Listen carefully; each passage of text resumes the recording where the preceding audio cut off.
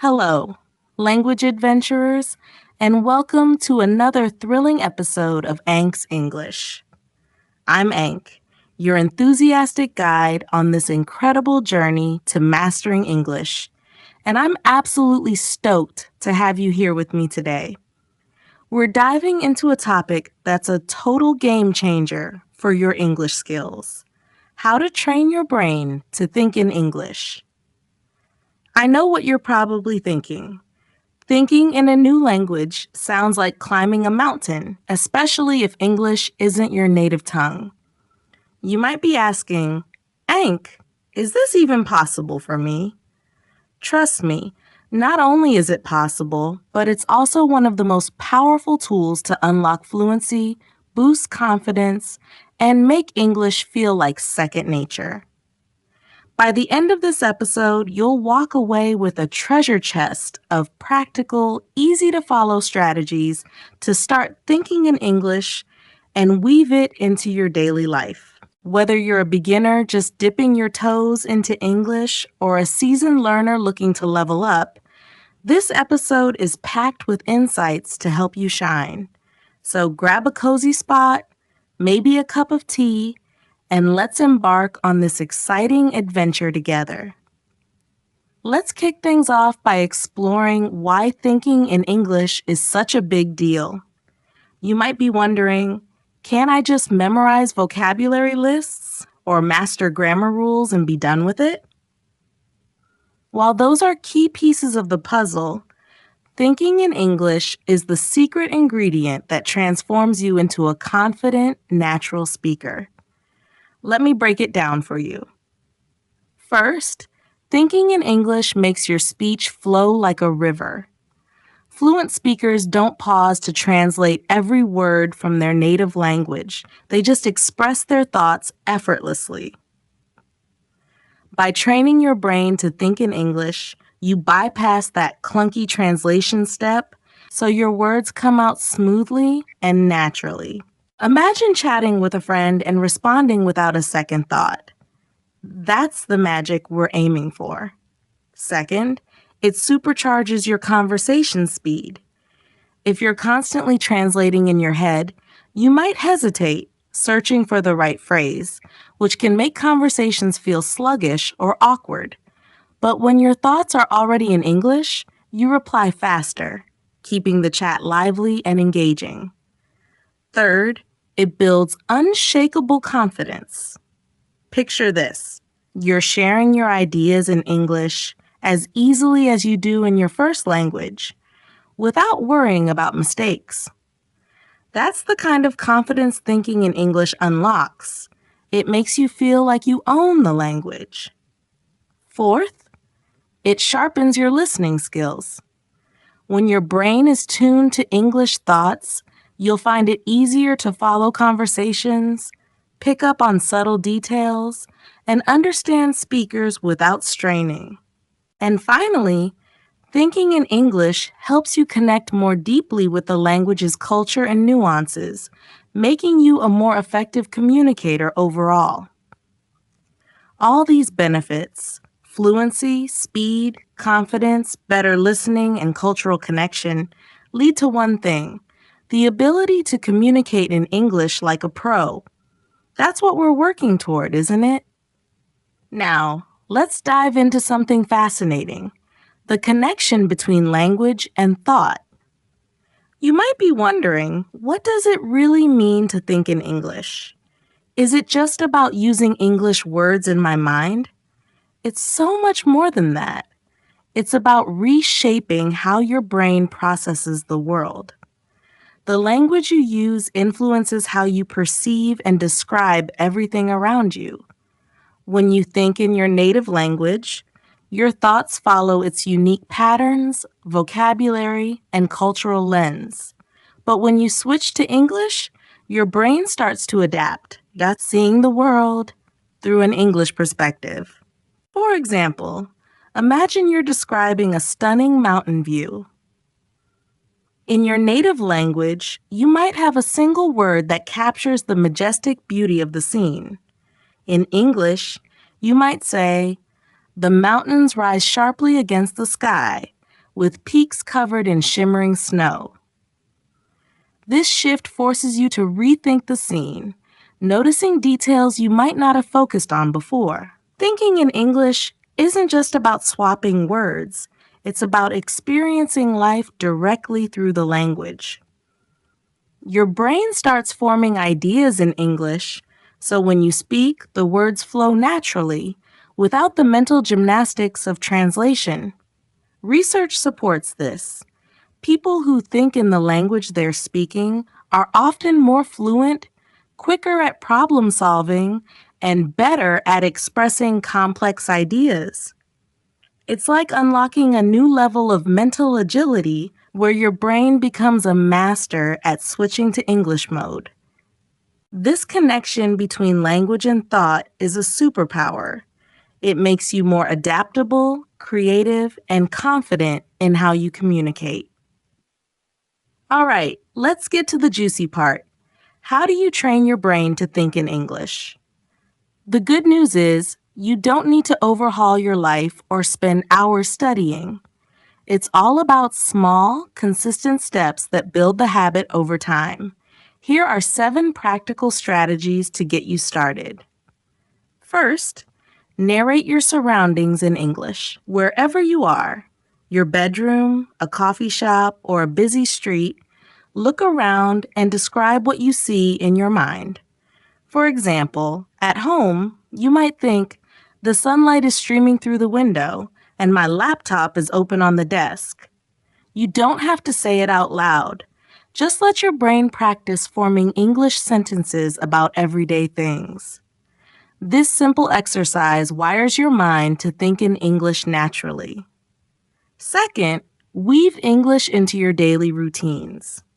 Whether you're brushing your teeth, cooking dinner, or walking to the store, narrate your actions in English.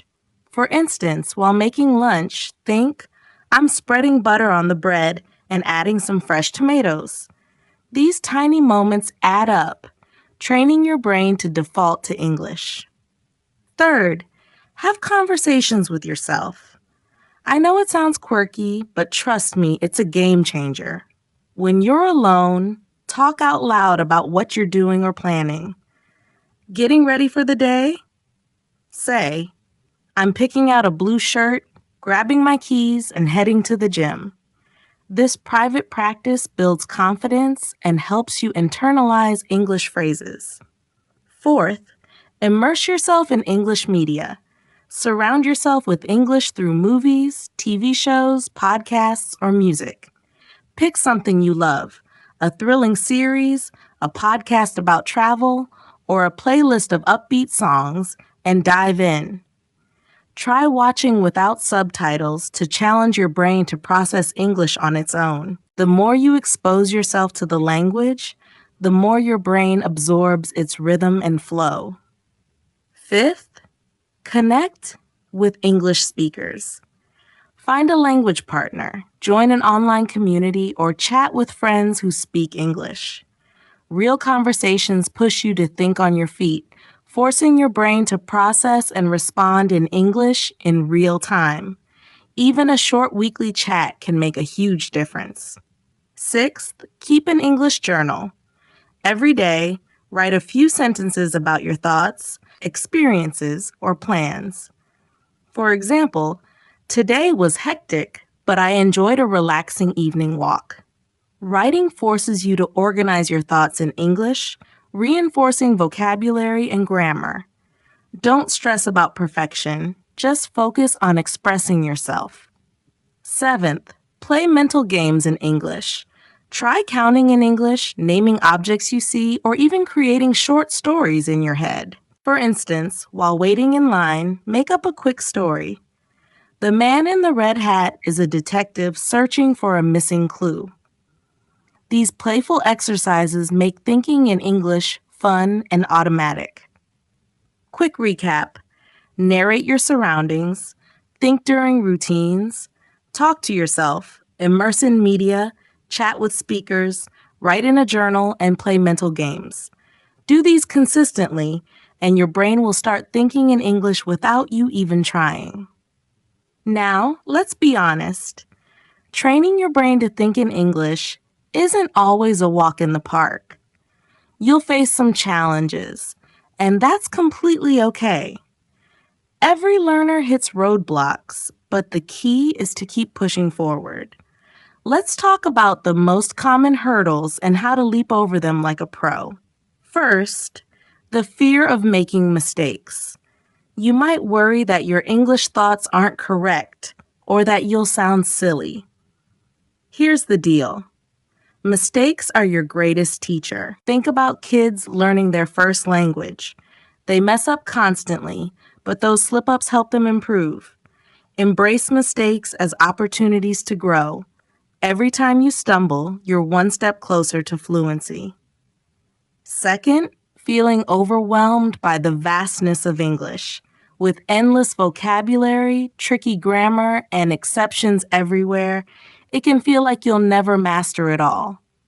The solution? Take it one step at a time. Focus on small, achievable goals like thinking in English for 10 minutes a day or learning a few new phrases each week.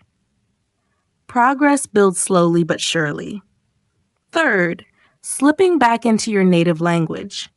It's super easy to revert to what's comfortable, especially when you're stuck on a word or idea. To break this habit, practice simple thoughts in English like, I'm tired, or the sky is clear today. Over time, English will feel more natural and you'll rely less on your first language. Fourth, limited opportunities to practice. If you don't live in an English-speaking country, finding people to talk to can be tough. But don't let that stop you.